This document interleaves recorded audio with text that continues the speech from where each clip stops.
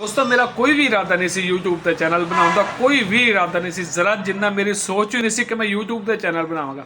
मगर एक भैन दे चोद ने मैनू किया चैलेंज कि यार तू यूट्यूब ते ना चैनल बना सकदा, ना चला सकदा, ना सबसक्राइबर हासिल कर सकदा। तो मैं उन्होंने आख्या यार तेरी भुल हैगी है कि तू मैं यूट्यूब ते चैनल नहीं बना सकदा या मैं सबसक्राइबर हासिल नहीं कर सकदा, सही है ना। मैं क्या मैं वड्डे वड्डे चैलेंज कबूल कर लेना, ये तो चैलेंज ही कोई नहीं। यूट्यूब ते चैनल बनाना तो वीडियो वायरल करना तो कोई चैलेंज ही कोई नहीं गा, सही है ना।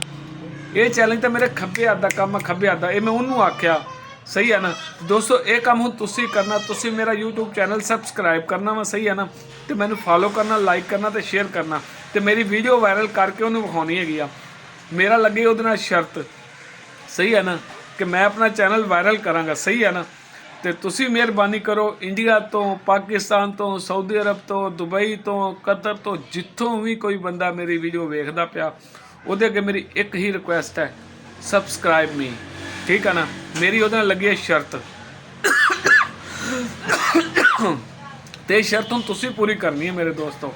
ਤੁਹਾਡੀ ਬੜੀ ਬੜੀ ਮਿਹਰਬਾਨੀ ਹੈ, ਤੁਸੀਂ ਮੈਨੂੰ ਸਬਸਕ੍ਰਾਈਬ ਕਰੋ ਤੇ ਮੈਨੂੰ ਸ਼ਰਤ ਜਿਤਾਓ, ਠੀਕ ਹੈ ਨਾ। ਤੇ ਬਾਕੀ ਅੱਲਾ ਹਾਫਿਜ਼, ਰੱਬ ਰੱਖ।